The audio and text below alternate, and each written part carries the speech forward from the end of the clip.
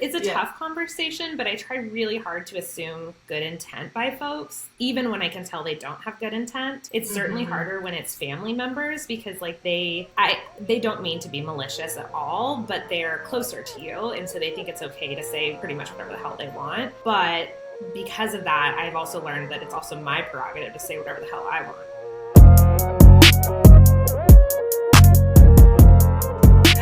Hey, what's up, Jenna? Welcome to the podcast. I'm so glad you're here. Thanks for having me. I'm excited to hang out with you. Yeah, me too. Are you kidding me? I feel like we've only briefly talked, but already what I have gotten to know about you, I love, and I'm excited to dive in more and just like hear your story. I feel like you have a lot to share. But before we kind of get into it more, I would love if you did like a short little introduction on kind of who you are and what you're passionate about. Yeah, well, in your words, hey, Brave Btches. So my name's Jenna Heath. I live in Las Vegas currently, but I grew up in the South. I grew up in Texas, and I decided very quickly that was like not my vibe. And so I moved out to California, went to college there, then moved to Vegas for my graduate program. And I actually teach leadership development and professional development courses at different universities now. So my life is a weird whirlwind of, I joke that I'm like 80% responsible and like 20% like total reliving my childhood. So my husband and I are constantly at concerts and shows and traveling and just trying to live the best fun life we can. My favorite part of my life is probably my fur babies. So I have 2 kitties and 2 puppies, and they're just like the light of my life. I have the baby, literally. I have a 6-month-old Italian Greyhound on my lap right now. And if you don't know what that looks like, you have to look up a picture. They have these big ears. They're like the funniest little dudes. So yeah, my life is just, honestly, it's fun. People always tell me that my life is like a romantic comedy. And I think that is like the best way I could describe it. My husband's my best friend. He's the coolest dude in the world. And I really do understand what people mean when they're like, you're just living a romantic comedy, because it's like this whirlwind of like stupid stuff that happens. We try really hard to laugh it off. I'm naturally a serious person, and I've had to really try to learn how to like have fun and play. And so he holds me really accountable to that. So yeah, I'm excited to be here and talk more about my journey and who I am, and all the fun stuff. I love it. Oh my gosh, I love that you described your life as a romantic comedy. That is probably like, and if someone has told you that, that's like the best compliment you can ever receive. I mean, that's just like all the good vibes, like the humor and the adventure and all that good stuff. That's so much fun. And I love that you said like, I'm a naturally serious person, but yes, I play and I make that a priority in my life. And I'm like, yes, I go to shows and I'm doing things that like, you know, make you a kid or make you younger, but all these things that give you life really and are exciting you and fueling you to keep moving forward in your life. That's so cool. I also feel like Vegas is literally the perfect place to live if that's how you're living your life, right? Because not only do you have all of the city things that everybody knows has to offer, but also you have so much beautiful nature that I think people aren't aware of either. Like Red Rock is right there. I've been climbing out there and I love that area. It's actually such a dope section of the US that I think people don't even realize.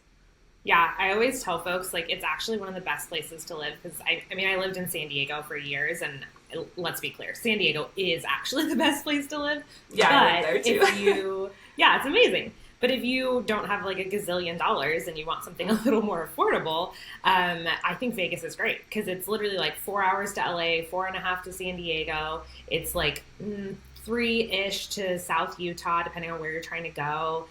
So everything's close. Like Phoenix is 4 hours. You can go to Flagstaff in like 4.5. So depending on like what you want, you can find it. I am definitely not an outdoorsy person at all, but I have like learned to be an outdoorsy person living here, because everything's just so easy and cheap too. Like I love going to Red Rock and just like doing like a 3-mile loop, because it's so beautiful. Honestly, it's just great. And there's actually like a hidden gem outside of Vegas that I always tell folks, which I guess maybe that will make it not hidden anymore.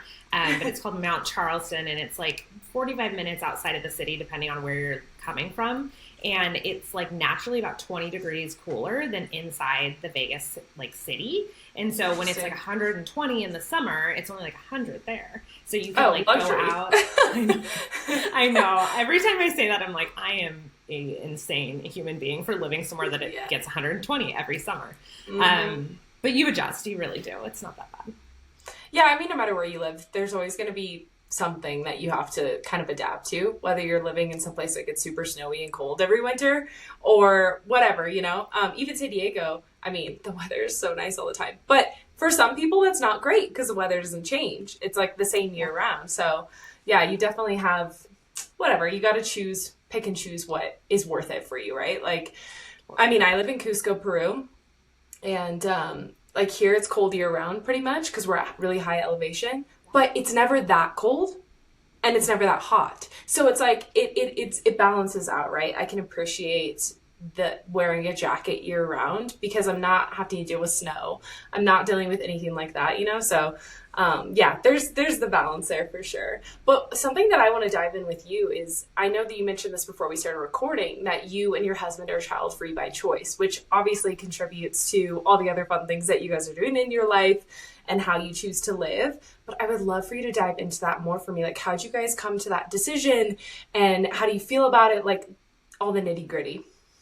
Yeah, totally. I think it's a topic that him and I have actually become like way more open with people about because people are super judgy about not having children, especially my husband comes from a Hispanic household and his grandpa actually lives in Peru. So pretty structured, just really different than how I was raised. And so although they are very supportive of our choice, it didn't really feel like that in the beginning.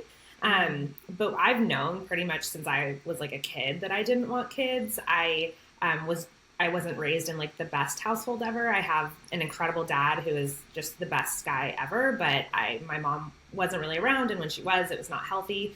And so I learned really early that like being a parent is a ton of work. It's a lot of responsibility. And if you are not called to do that, you shouldn't. And so I knew really young that I was like, I just don't think that's something I'm interested in doing. And like I said, I was raised by a single dad. So that never felt weird to me. Like he raised me to be a hyper, like independent individual. Like I had to learn like how to put on makeup when I went to college and stuff like that. Cause I didn't learn all that stuff because I didn't have a mom present around. And so he really taught me kind of probably how most guys are raised, to be honest, by like a really strong father figure. And so when I met my husband, I was still pretty young. I was 19. I was a sophomore in college, and I had no intention of really like dating this guy or being with him or anything. His rendition of the story is way funnier than mine. But I asked him like on one of our first, like I guess you'd call it a date. I don't know if it was really a date, but he thinks it's a date, so we'll call it a date. But I remember asking him, I was like, I don't want kids. Like, are you okay with that? And my husband's 7 years older than me, so he was 26 at the time. And he was like, yeah, that sounds good. And, you know, I could tell he was just like a typical 20-year-old dude, you know, in that 20s, fine for him. Where, like, they don't think about things. They don't make, like, long-term life choices. They're very kind of like, ah. And so I remember, like, afterwards, I, like, kept kind of, like, pushing it. I was like, no, dude, like, I really don't want kids. Like, this is something I, like, know to be true. And I used to get so angry when I was in my early 20s because everyone would be like, oh, you'll change your mind. You'll change your mind. Especially because, like, my husband and I got engaged pretty young. Like, I was 23 when we got engaged. I was 24, I think, when we got married. And so I was young. And so I validate, like, people's thought process that they're like, oh, like, you're still growing up. Like, you'll change your mind. And I certainly did change my mind about a lot of things in my 20s. That just wasn't one of them. And it's so funny now because, like, all of our friends have kiddos, and we are auntie and uncle to, like, everyone's children. And I love it. I literally, like, there is nothing that brings me more joy in my life than being auntie to all of my friends' young kiddos, to my cousin's family. Like, I love it. Like, there's literally, like, nothing like it when I get a text from my 20-year-old nephew who is like, hey, like, I need help with this thing. And I'm like, he doesn't call me auntie anymore because he's grown up, you know? Yeah, he's too cool. But yeah. But it, like, brings me so much joy. And, like, my nieces just got phones. They're really little, but they text me, like, all the time. They're like, I love you, auntie. And I'm just like, it just, like, melts my heart. So I think I have always kind of lived by this idea that, like, you do not have to birth a child to be, like, a supporter or a lover of that child. And quite transparently, like, I always felt like I was just way too selfish to have my own kids because I love my life. Like, I love being able to spend $300 on dinner. I love being able to go to concerts on a whim. I love being able to, like, my husband and I went on I don't know if you've heard of a Smash Room. It's like the place where you like hit all the keyboards and stuff. Oh my God, it's so fun. So we did that this last weekend. And one of my friends had said, she was like, oh, my husband and I have been wanting to do that forever, but like we always have the kids. And I just never wanted to make choices in my life. I hope and pray that like other people do not blame their children for their choices, but I knew that I probably would. Like knowing how I am as a person is like, I didn't want to look back on my life and be like, oh, I didn't travel these places. I didn't go to these concerts because I had kids. And so it was never really a problem for me. And I'm grateful that I married a person that like we were always on the same page about that. I do think it was because I was pretty pushy about that I had made my choice. And like, if he was not on the same page, then this was not a good fit for us. But I am grateful that I found that person that, you know, we are on the same page and we feel good about that decision. And I'm also grateful that we still get to love on kiddos and they get to be a part of our life in different ways. And it allows us the flexibility and the freedom and transparently like the financial options that allow us to live our lives differently. And that's just, I don't know, it was a choice we made. And we always ask ourselves like we're really big into like our family mission statement and our family values. And we ask ourselves like all the time, like, are we just living in a life that's in alignment with the values we say we care about? And not having kiddos, it lives in alignment with those choices. Mm-hmm. Oh, I love that.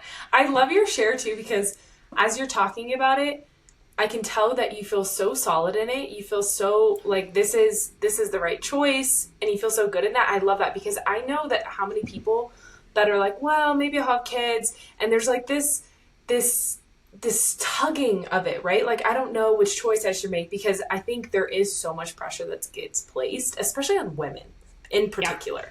Less 100%. On men, but on women of like, yeah, you got to be a mom, you got to have kids, you got to like, that's your next step, right? And if you don't, you're not reaching some milestone, some arbitrary like goal for every woman in the world, right? And so I love to hear how solid you are in that, because I think that for anyone that is playing with that, like, I'm not sure, it's amazing to see when someone feels so confident in it. Like, there is permission for that. There's permission for you to not have to go along with what society says you have to do. There's so much permission for you to choose something else. And maybe you feel even more solid in that than whatever in between place you're in, you know? Like, even for me, I want to have kids one day, but I didn't want to have kids in my 20s. I was like very sure of that. I'm like, I want to live for a while without children. I want to travel. I want to be married and just have me and my boo, you know, and like have sex whenever we want and, you know, travel whenever we want. Yeah. Like, you know, there's so much more freedom that comes with that. And so, and even that, there was pushback. People being like, well, you know, why? What's like, why are you waiting? You want to have kids. Like, why not start now? Or you guys have been married 6 years, TikTok, what's happening? And I'm like, I'm still not ready.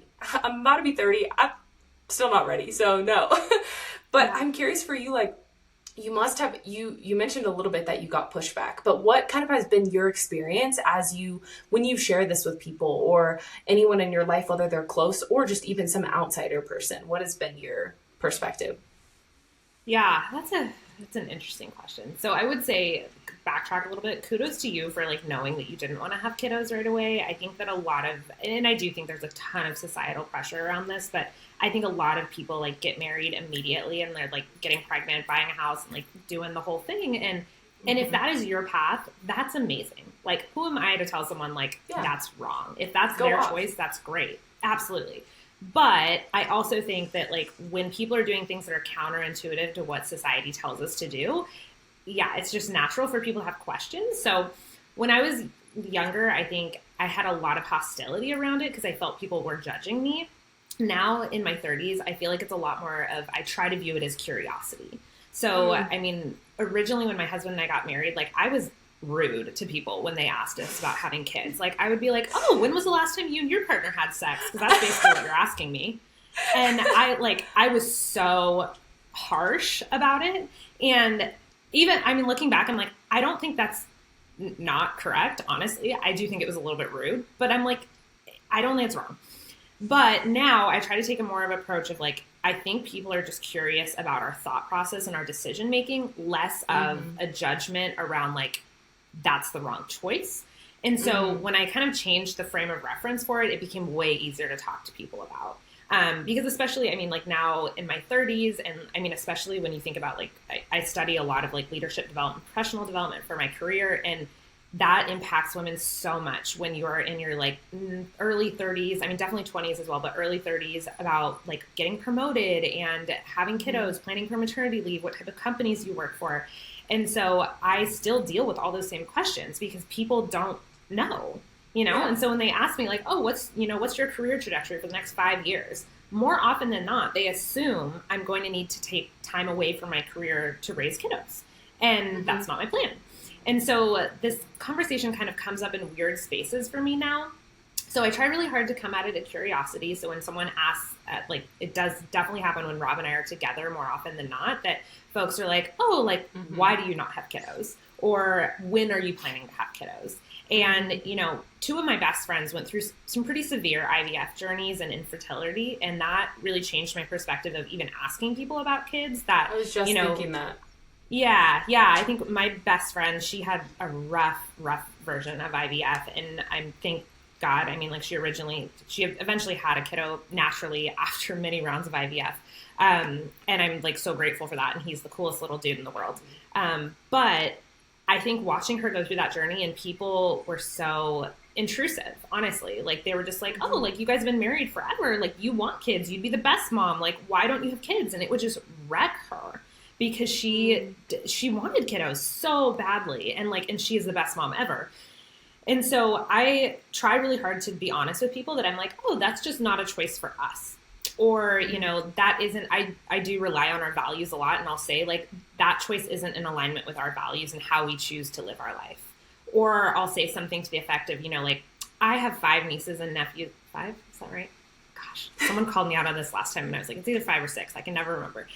Somewhere around there. Like actually blood related to me. And I was like, I have a lot of kiddos in my life. I do not need my own. And so a lot of times I try to respond with kindness. I try to respond with curiosity too. So I usually ask them like, why do you ask? And oftentimes people will just say like, oh, I'm just curious. And I'm like, excellent. It's not like they're going to come back at me and be like, because you're making weird choices and you need to have babies. I mean, there's some Americans that might say that, but so not most people in your life, probably, I'm sure. Yeah. So I think interestingly enough, teaching at the college level, I get to have these really in-depth conversations with, people in their early 20s who are making really big life choices. College is a really big time of transition for most people. And so that's actually probably my favorite folks to have this conversation with, is that all of my students that I work with that are, between 20 to 28 for the most part. There's definitely some outliers, but for the most part. And they're just so curious. They're like, why did you decide to do that? Like, what does your life look differently? And especially because all my friends have kids, it's easy for me to compare. It's easy for me to talk about, like, back in September, my husband and I flew to LA for literally the day to see his favorite band. Like, they were doing a reunion tour. And literally, like, we bought the tickets the week before. We didn't even think about it. Like, he was like, can we do this? And I was like, hell yeah. Like, and I think I tried really hard to live our life in, like, a lot of hell yeahs.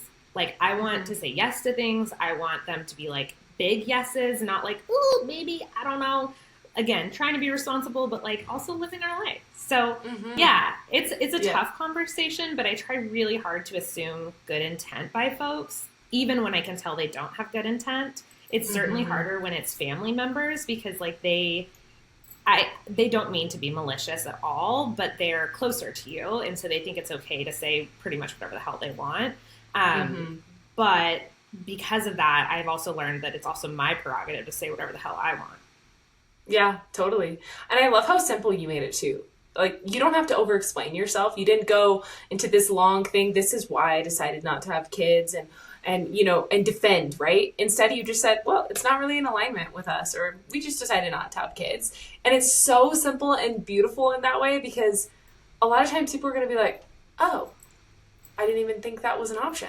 Or, it is that simple. And so I love that, because I think a lot of times we do get in our head with stuff where if we're making counterculture choices for our life, that we have to like explain ourselves, right? We have to go into all the things or else we can't justify it. When honestly, it's so much more simple than that. It's like, this is a choice I made. That's it.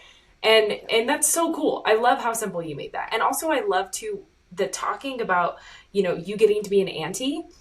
we live in this culture now, especially in the States, I think, where everyone is like their own little family unit and they're all raising their kids on their own. And like, but I think the way it's supposed to be is far more community focused and connection focused. And you get to be this rock star auntie that's like, I don't have my own kids. I don't have my own like home obligations in the same way that you do. So yes, I can show up to, you know, whatever, like late night hang out with the kids, or I can show up to the birthday party on Saturday or whatever, right? Because you don't have all that other stuff. And I feel like that's so badass and amazing. And I'm sure that parents, friends in your life love that and appreciate that you and your husband get to play that kind of fun role. And those kids are going to love that too. They're like, oh my gosh, auntie, she's so cool. Yeah, it is super fun. And I think like it's an interesting thing that my family, quite a few years ago, but after we had gotten married, they would always say like, oh, Rob would make the best dad. And I remember one day we were driving home from San Diego back to Vegas, and I asked him, I was like, how does that make you feel when people say that? And he was like, I probably would be a good dad. And he was like, I just choose not to. And it was so like, I love this about, some women have this ability too, but I think men just naturally are a little bit easier at being like logical. And I loved how simplistic he made that he was like, of course I would be a good dad. I just don't want to. And so that kind of gave me the power to be like, because people don't say that nearly as often to me, which I choose not to say, I take offense to.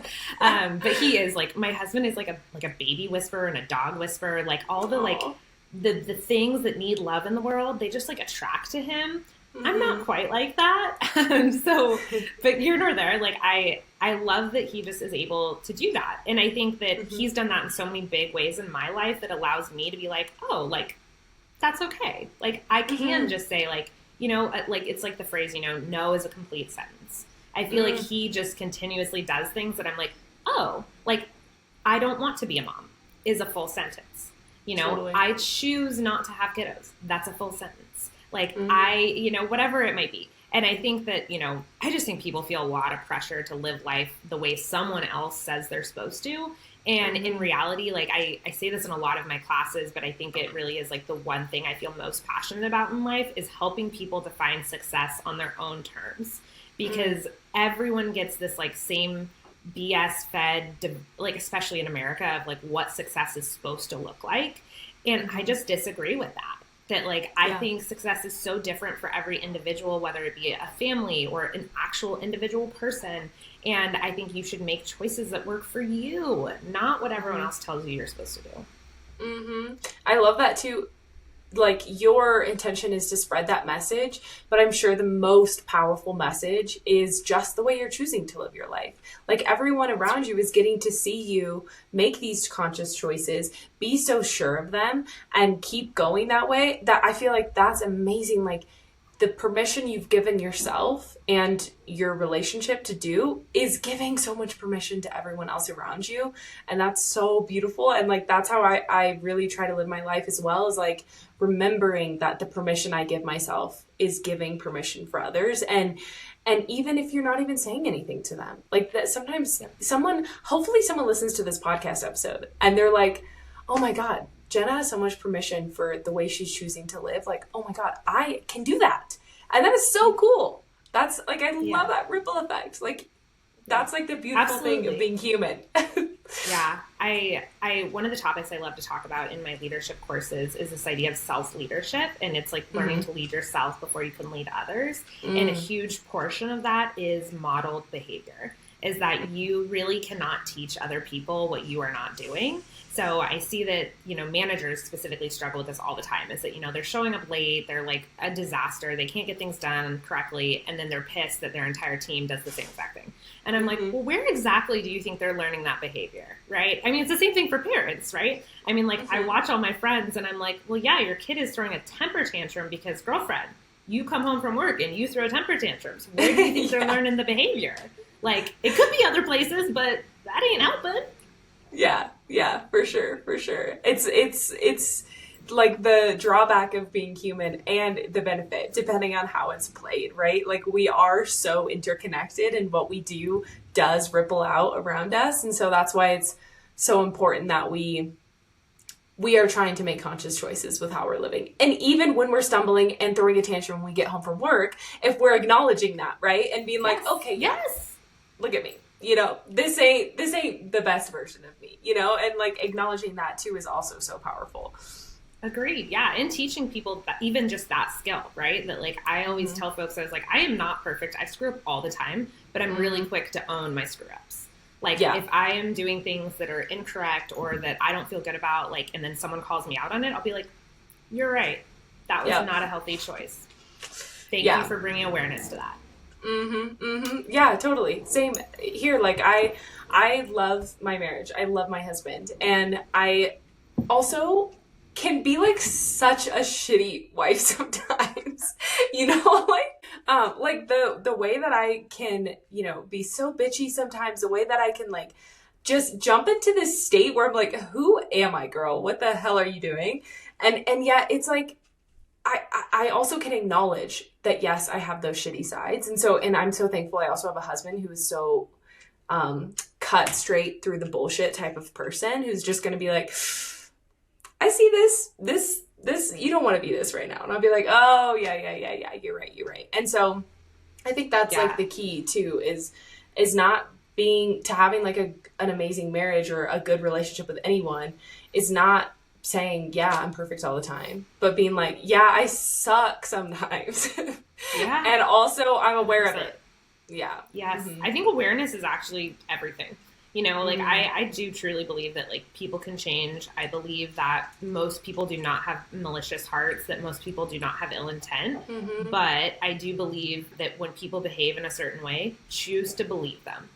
Like if they're constantly showing up crappy and awful to you, then that's who they are. That they're showing you their true colors.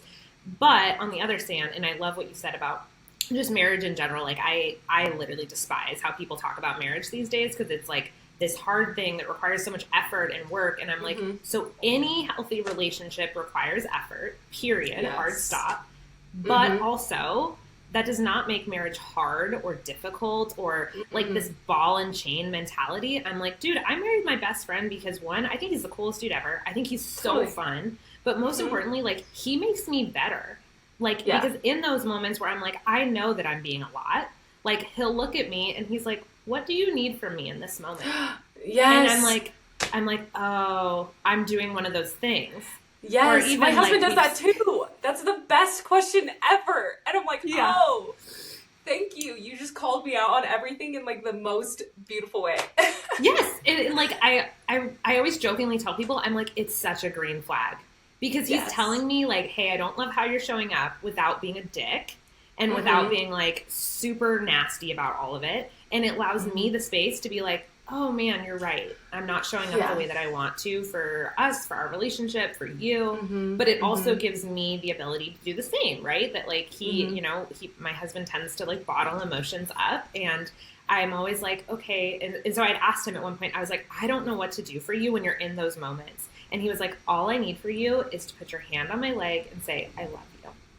And so it's kind of funny. We golf together, which if you know anything about golf, it's actually a really emotional sport because it's so mental, and you could literally be doing everything right and your game could go haywire. It's so weird and annoying. And so often on the course, I'll look at him and I just grab his hand and I'm like, I love you.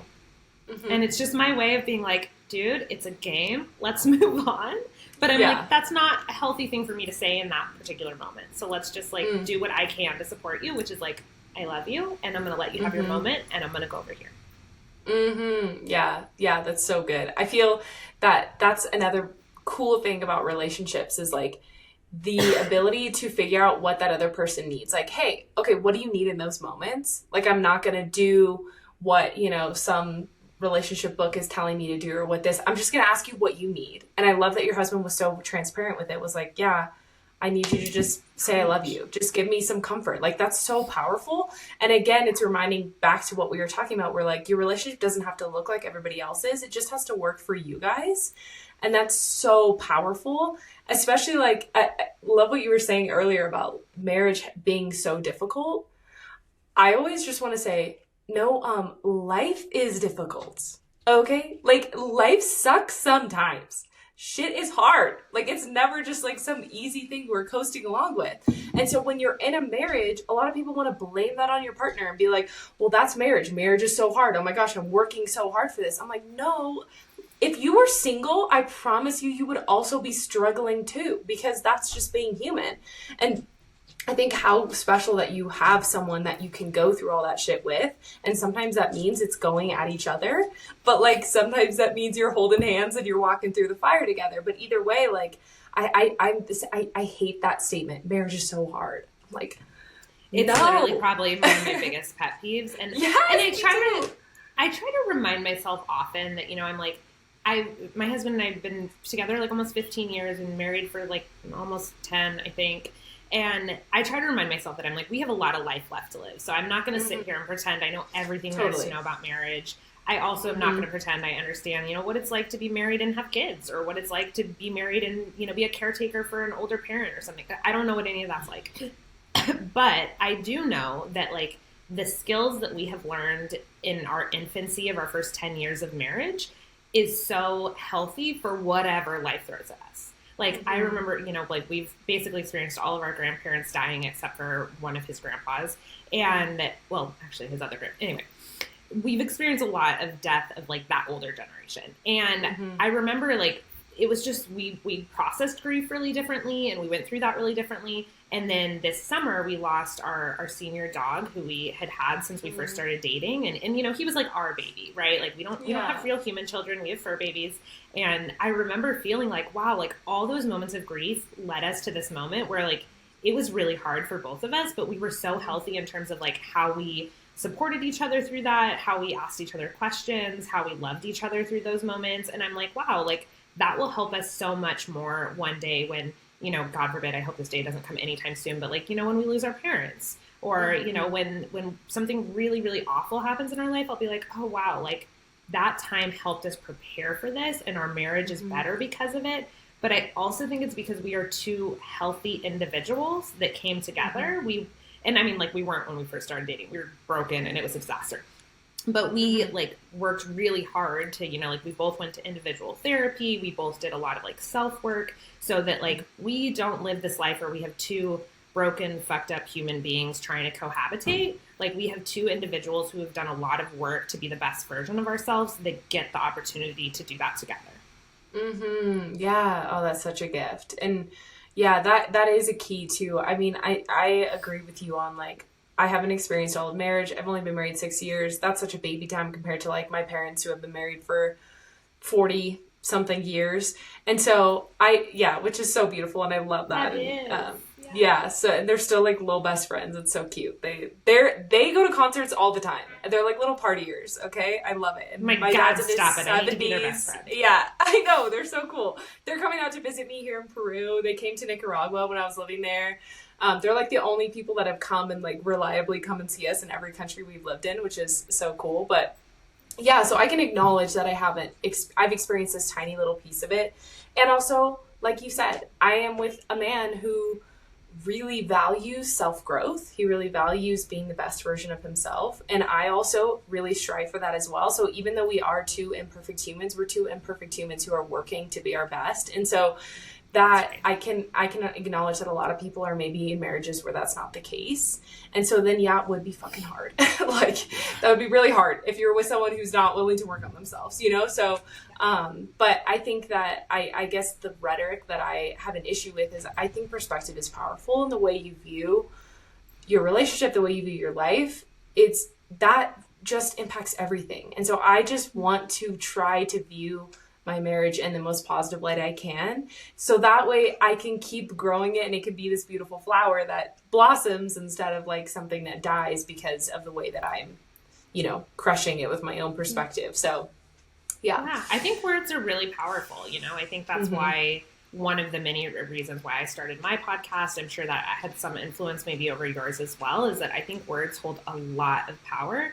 And I even find myself when I'm hosting my podcast, I'll be like, oh my God, that is not what I meant to say. But I don't want to put qualifiers on everything. But I do think words are really powerful. And I think, again, like, I think society teaches us some pretty crappy stuff when it comes to like how we talk to ourselves and how we talk to other people as well. And I think that really shows up in people's relationships. And you have to be cognizant that, like, if you're going around telling everyone, like, yeah, my husband sucks, he's kind of a dick, then it's like, well, that's probably how he's going to behave to you.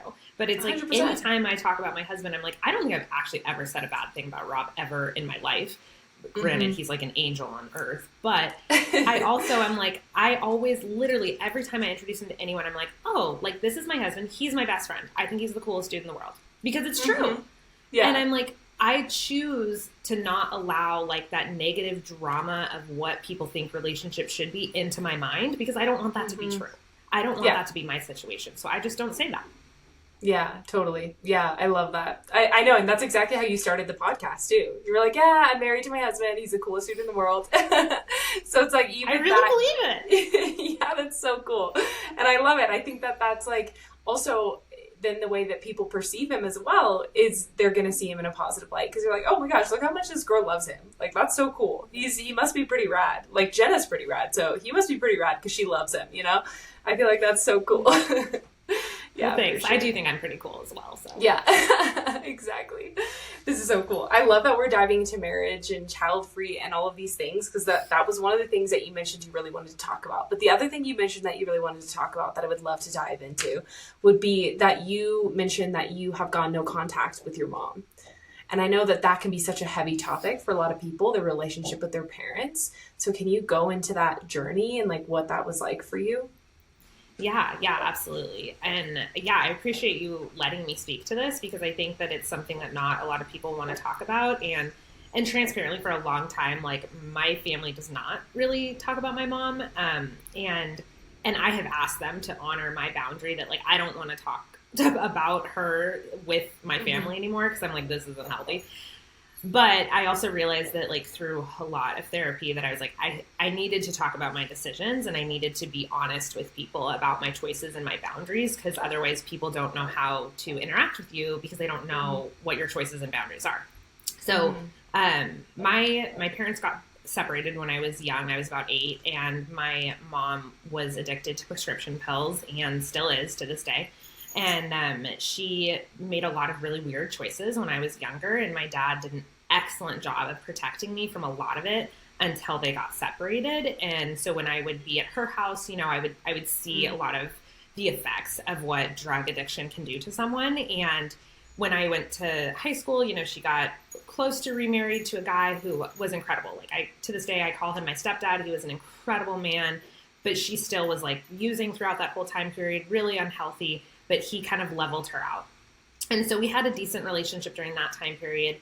And then when I got closer to graduating high school, it just got really bad. He passed away from cancer. And then when I went to college, I basically begged her to let me put her into rehab, which she did, which I thought was huge at that moment. And I was so grateful for her to even do that. But I mean, I literally was killing myself trying to pay for it. And I was a freshman in college. I had moved out of state to go to college in San Diego from Texas. And it was just a lot for a 17-year-old to try to manage. And, you know, like I said, my dad is like my rock in my life. He is an incredible man, and really, I think, did his best to protect me from so much when I was growing up. But I also think that you get to an age where you realize your parents are human beings. And like, looking back on all that, I'm like, you know, that was my dad's like love of his life, basically. And, you know, watching her make those horrible choices. And I think even now, I think he does have some version of regret that we've talked about, of not necessarily trying to be more involved in getting her healthy and things like that. But I realized through all that, you know, people that suffer with alcoholism or addiction, that they only get help when they want help. And so she relapsed again after that rehab version. And then I ended up moving to Vegas, and she kind of popped around. She was homeless for a while. She lived in a tent. She lived with a lot of roommates. She was just very nomadic. And I've still had a relationship with her during all those times. And then around COVID, she kind of showed up in Vegas with a man who was not healthy at all and was a really bad situation. And he brought a gun into my dad's house. And My dad is still the kindest person in the world who let my mom live with him for like over a year during COVID because she had nowhere to go. And they've been divorced at that point for 20-something years. And he's just that good of a guy. I told him, I was like, he bought all of his heaven points that year alone. And so during that time, my dad and I worked really hard to try to get her clean. We tried to get her healthy. Around that time, she was diagnosed with an early onset to Alzheimer's, not entirely because of the drug abuse, but certainly didn't help the situation. And then kind of out of nowhere, you know, she'd been clean for maybe about 9 months, and out of nowhere, she just relapsed. She made a bad choice with a bunch of people. She was naked in a gas station trying to throw hot coffee on a police officer. My dad and my husband were trying to get her into rehab at like 4 a.m. And that was a pretty pivotal moment for me that I was like, you do not want to be healthy. Like, you are so committed to this addiction that you do not want to make good choices. And she continued to make more bad choices after that, and I continued to try to help her. And one day I was sitting on the bed, I was bawling, I was so upset because, you know, my mom has made a lot of really bad choices, and that I think it's safe for me to say at this point, like, I don't think she's a bad person, but she's certainly a very bad person to me. And my husband walked in the room and he was like, you need to make a choice. And he was like, it is her or you and me. And he didn't mean like, he wasn't threatening divorce or anything like that, but I think he was really trying to get me to understand, like, this is not healthy. Like, your mental state is so bad and it's affecting everything else. Yeah. So that one question really like threw me for this loop. And I remember I called her that year for Christmas, which was pretty quickly after that conversation. And that was the last time I talked to her. So that was 2020 Christmas. So that was like 4 years ago. And I haven't spoken to her since. And then I went through this really intense evolution of trying to tell people that, like, when you know, her sisters would ask me about, like, oh, like, how's your mom? And I would be like, I don't know. So then I went through this journey of like writing this love letter to everyone that I love about like, hey, I'm choosing not to have a relationship with her anymore. This is why, and I don't want to talk about it. And so then I went through years of them trying to kind of understand and cope that decision making. And I'm so grateful for my husband. Like, he was such a rock through all of this. I mean, I went to more therapy and like that first 2 years of that decision than probably my entire life, and which was good and necessary, I think. But even now, you know, I think I'm in a way better place, and even I'm totally okay talking to people about it and explaining the decision, but it also, like, I still get triggered, right? Like, I was at an event last Friday and there was a girl sitting in front of me with her mom, and, you know, they were both adults. Like, she looked like she was probably close to my age, and they were like holding hands, and it was so sweet. And I like left and I was like, whoa, like, I was not ready to see that. Or, you know, the day after that, I had told Rob, I was like, I kind of want to reach out to her and see how she's doing. And he was like, why would you do that? And I was like, that's a great question. Why would I do that? And so I've had to learn to be like really intentional about my thoughts of like when people talk about their relationships with their moms or when they're with their moms, like, I have to be really intentional to be like, I don't have that relationship, and I had to learn to grieve the loss of what I thought a mother-daughter relationship would look like in my life. But I also learned this beautiful thing of all of these adult women in my life who love me just as much. Like, my mom's sister, my aunt, is like, she's basically become like a stand-in mom for me, and she is always there for me. She always checks in on me. You know, I spend all the holidays with her family, and it's like, it's so healthy and normal. And so I think I realized through that like, and it kind of weirdly kind of ties back to my choice to be child-free, is that like, motherhood does not look the same to everyone. That, you know, and I'm sure there are moments that my mom might have lucid thoughts at this point where she wonders like, what happened to our relationship, or at least maybe I hope she does. And then I realized, I was like, that must be hard for her too, you know, to like mourn the loss of a daughter that she had but doesn't have anymore. That must be hard for her. But I also like constantly remind myself, I was like, she made that choice. That if she all of a sudden made the choice to get clean, like for an extended period of time, and really try to be in growth and in progression to be a healthy person, that would change my decision. Like, I would. Like, my therapist told me this statement once that I loved and I live by, is that you can make a choice that is right for you today, and that does not mean it's right for you in a week, a month, a year. And so I always think about that I'm like, just because I have no contact with her now doesn't mean that'll be the case in 5 years. I assume it probably will be based on her track record, but it also gives me the ability to be like, if she changes, like that's amazing. That's a blessing. That's an opportunity for us to redevelop that relationship. But it has been wild and difficult. And I think I've learned more about addiction and alcoholism in my life than probably most people would ever know or want to know.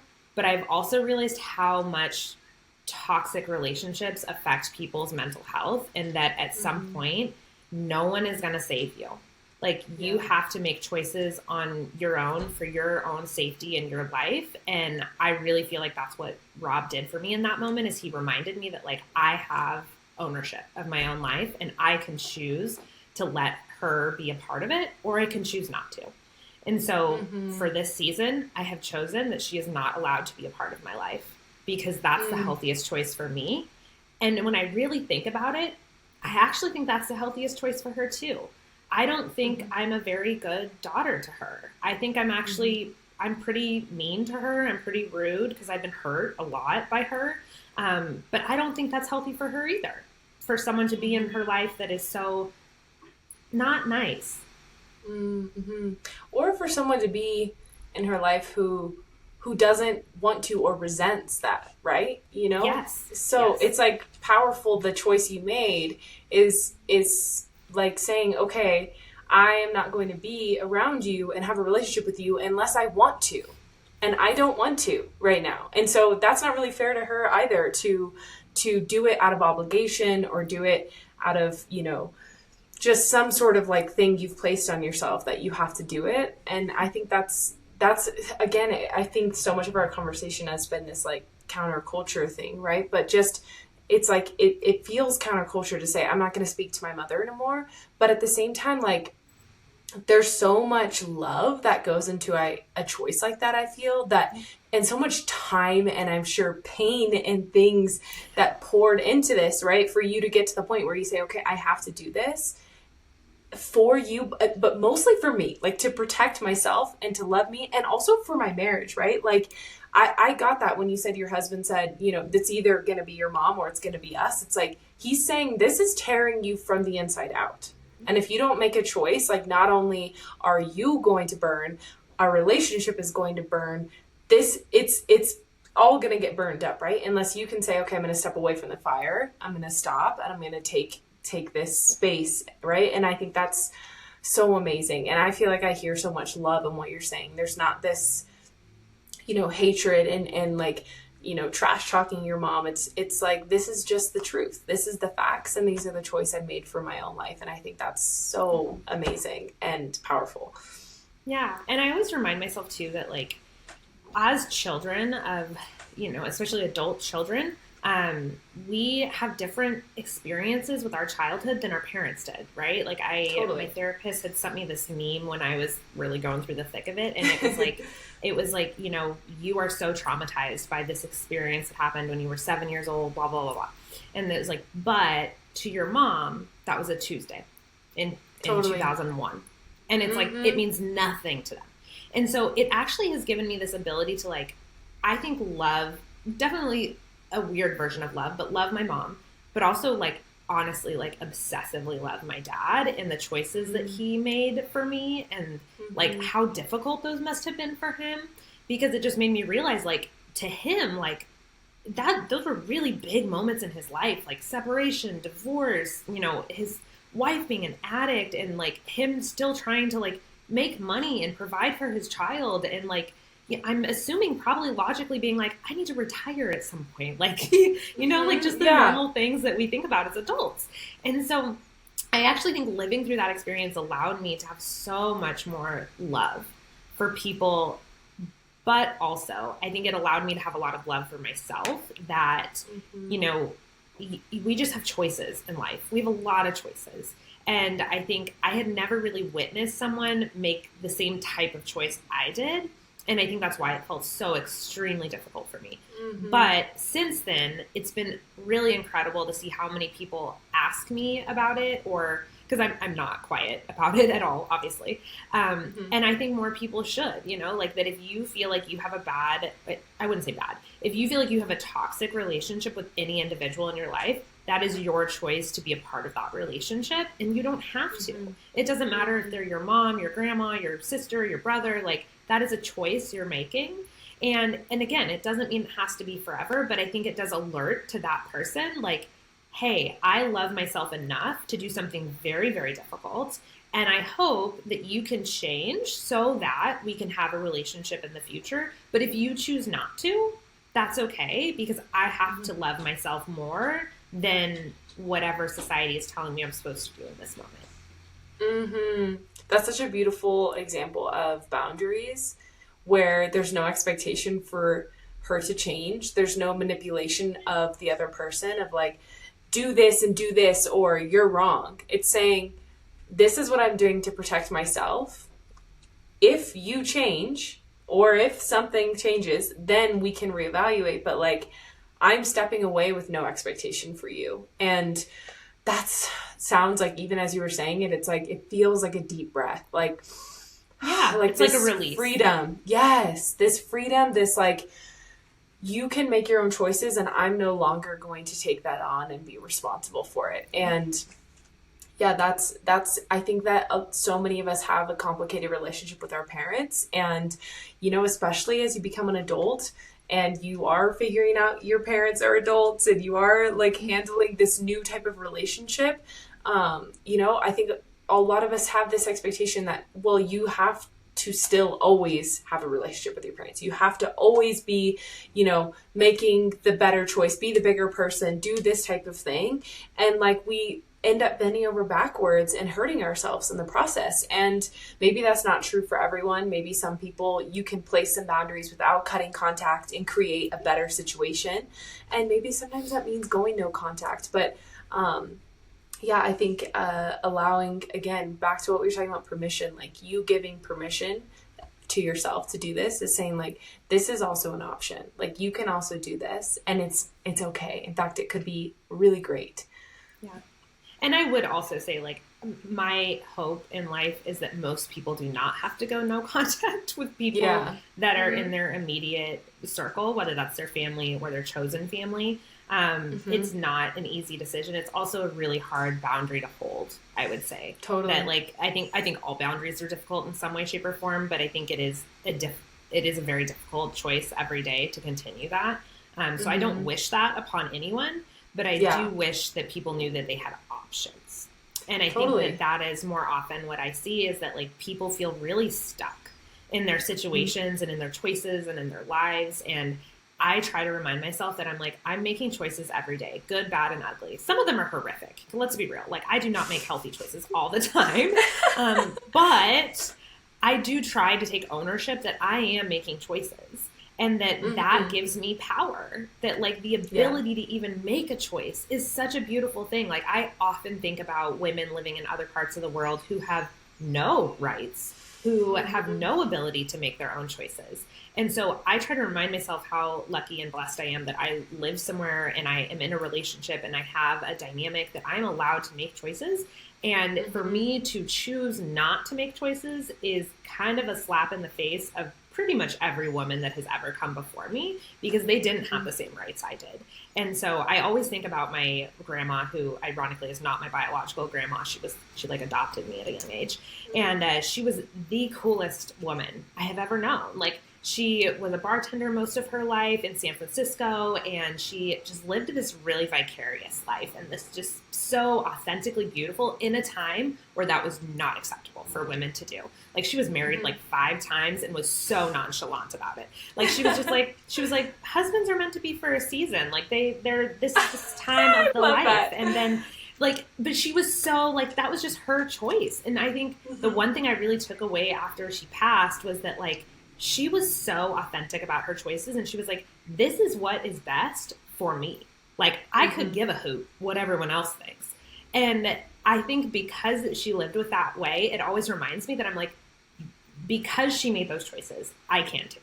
Like, because she was so authentic and she made hard choices and she lived life in a way that no women were allowed to during that era, I'm like, I do have those rights and I do have those choices. And if I want to be silly and dance on an Instagram reel, I can do that. If I want to say that whatever is happening in America right now is idiotic and crazy, I can say that too. If I want to go and vote and make a choice to help that world, I can do that too. All things that women previous to me could not do. And so I view my relationship with my mother the same exact way. Is that, 20, 30, 40 years ago, it would have been way harder for a girl my age to make a choice to go no contact with their mother for a variety of reasons. And so I'm like, I have that choice. So I'm going to make that choice because it's what's best for me and allows me to honor the people that made very, very difficult choices before me. Yeah. Oh, that's so good. I know. And I think we forget that, how much freedom we actually do have, especially as women now, to make these choices and to dictate how we live our life. Like, I live in Peru. Like, I have a choice to fly and live here and rent a place and like do all these things that I feel like I mean, I don't think that that's an option that not many people have, right? I feel like, so the fact that I can choose this and make that choice and stay married and not be having kids right now and just any of my life choices, like, it is such a gift and a privilege to be able to do that. And so, just having that, like, that energy of gratefulness for the life that we have, even if it is means, like you said, like making a really tough choice, you're thankful that you were even able to make that tough choice in the first place instead of being stuck in a place where you couldn't. And, that's what a gift. What a gift it is to live our lives. Yeah. Preach that part. Yeah. Well, this has been so cool, Jenna. I feel like you have been so open, which I really appreciate, and just diving into so many pieces of you and your story and your marriage and all of that stuff. It's been such a privilege. So thank you for sharing all of that. Do you mind if we dive into our rapid fire questions as we kind of wrap up our combo? Let's do it. I was so excited. When you said this at the beginning, I was like, that part. I love this. Okay. Okay, good. Okay, cool. All right. So if you could choose a superpower, what superpower would you pick? Oh, that's such a good question. Okay, so my cheesy answer is I think I would choose to go back in time so I could invest in Starbucks and Apple and be a gazillionaire right now. That would be stellar. That is not what I thought you were going to say. But I stay by the same thing, though. Is like, yeah. I think, like, it's the same question that people ask sometimes, that they're like, oh, if you could have dinner with someone dead or alive, who would it be and why? And so, like, in my mind, I always think about, so one of my biological grandmother was, like, really intensively part of the feminist movement back in London. And I always think about what that must have been like to be around these women that were making these hard choices when they had no rights and they couldn't do it and men were being men. And I was like, ooh. So I think I would actually probably choose to go back in time and, like, see all these big, massive moments of our world, just to see, like, what I could learn and what I could gauge from that. Like, I have never really been a history buff, but as I get older, I really appreciate the idea that, like, you can learn from other people's mistakes. And the best way to do that in my mind is, like, going back in time and actually seeing what happened. Oh, that is such a good answer. I love that. Like, getting to go back and experience these, like, building block moments to the life you live now. That's so cool. No one has answered that. Time traveling. That is an amazing answer. I love it. I don't know if it's actually, like, a superhero power, but that's the one I'm going with. Yeah, but you know what? In this world it is. Because there are no rules. Amazing. Great. Yes. Okay, next question. What is your go-to comfort meal? Sushi. Hands down. Which is, like, the amount of privilege that just came out of my mouth. When my husband and I first started dating, he had never had sushi before, and I was basically raised on it. Like, it was, like, one of the first meals so my parents lived in, like, San Francisco proper when I was born, and so, like, there's just some of the best sushi ever there. And so I literally, one of, like, my dad's version of this story is one of my first meals was, like, a sushi roll. And no way. Yeah, according to him, I don't know. And so, but I love that because I to this day, like, when I want something that makes me feel good and makes me feel like I kind of have my shit together, I always want sushi. And it's my go-to when I'm celebrating a big accomplishment. So, yeah, I mean, like, I don't know if I would go and eat sushi if I was sick, per se. Yeah. But it is, like, my go-to for, like, when I want to feel good about myself or my choices or celebrate something. Yeah, I love sushi. Actually, I was like your husband. I didn't have sushi until I was, I think, 20 for the first time. I did not have sushi at all growing up. And I tried it, and now I'm obsessed. Like, I get sushi all the time here. I'm lucky that it's so cheap here. We can get like a bunch of rolls for like $25. And so we go to sushi like once a week. So well, I'm going to Peru for that sole reason. Yeah. And we it's should so probably nice. visit my husband's grandpa. Yeah, you honestly, like, just side note, please come to Peru. It's amazing here. And if you make it to Cusco, like, hit your girl up, because I know, we're going to go adventuring. I'm so here for this. Yeah, okay, good. Awesome. Okay, cool. And then next question I have for you is, if you were to recommend 3 books, movies, or podcasts, what would you recommend? Oh, that's so hard. I could probably do 3 of each. Okay. Well, so the first one that comes to mind is I'm a huge Brene Brown fan. I think she's been a little bit overhyped in the last 10 years, but as someone that actually like lives and breathes academic research, I really appreciate someone that is in pop culture that is actually an academic researcher. So not just like talking about pop psychology in this way of like, oh, this is what you should do. But like, no, this is actually what data and research says.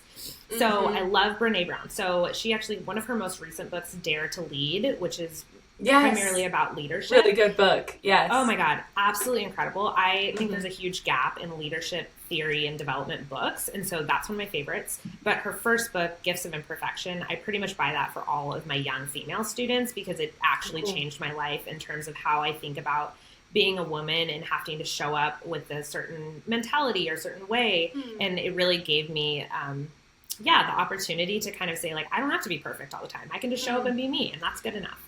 So I love those. And then probably I know that you have a complicated relationship with faith, but just in case maybe there's someone on the podcast that maybe has a similar faith to me, there's an incredible book by a pastor that I love. It's called Dangerous Prayers. And regardless if you have a faith or not, the basis of the book is really about making dangerous requests of like the universe. Maybe that's an easier way for people to think about it. But I've read it like 100 times. It's like a 100-page book. It's by Craig Gershell, who has a huge mega church out here in the United States. And I love it because it literally reminds me that like, if you are going to ask for these like big audacious things in life, you need to be prepared for big audacious things to happen to you. Good, bad, and ugly. So that's one of my favorites. And then I guess podcasts, I listen to so many, so that's really hard for me. Selfishly, I love my podcast.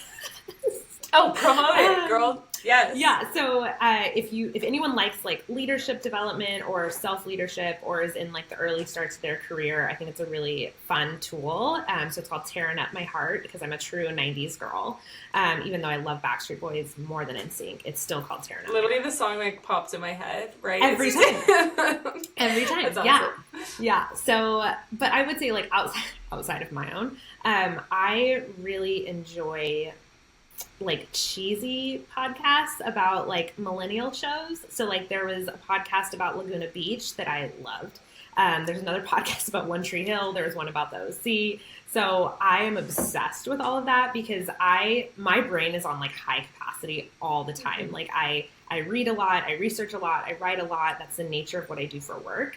And so it is nice sometimes to have more of those play moments. And so when I think back to like, you know, when I was a teenager and like really loved all those like really crappy TV shows. So listening to those podcasts actually like bring me a lot of joy. So fun. I love that. Okay, cool. I will put all of those in the show notes. So if anyone wants to check out any of that stuff, they can. I love that. I love the balance of it of like some like self-healing things. And then like, yeah, let's like explore our teenage years a little bit too and have fun with that. That's cool. Play is an important part of life. Yes, I so agree. Okay, and then last question I have for you is why do you feel that it's important to be brave? Oh, because I think not enough people do it. Yeah, I think it's like a simple answer, but I think it's true, is that I guess back to what I said earlier is like I really do believe that every individual in the world is meant to model a certain behavior or act for someone else that you may or may not ever know. I'm honestly reminded of this a lot with my college students is that they are watching me all the time, whether I know it or not. And so I am modeling behavior whether I know it or not. And so I think it's so important to be brave because you never know who is watching you and who is going to be just so, uplifted by your choices, or maybe it allows them to rethink about some of their choices or make different choices in their future. So I think being brave is probably one of the hardest things that we could ever do as human beings. But I also think that it's like our responsibility to live a life that is full. And I think if you're not making brave choices, then you're probably not pushing yourself very much, in which case you're probably not living life to the fullest extent that you could. 100%. I love that answer. So good. Well, thank you again, Jenna, for being here. This was just so I feel like we could have talked for another 2 hours. So Probably. It was so good. Yeah, we really could have. So I'm so thankful for you again, for your heart and your openness, and so much love to you and everything you're doing in this world. So thank you. Thank you.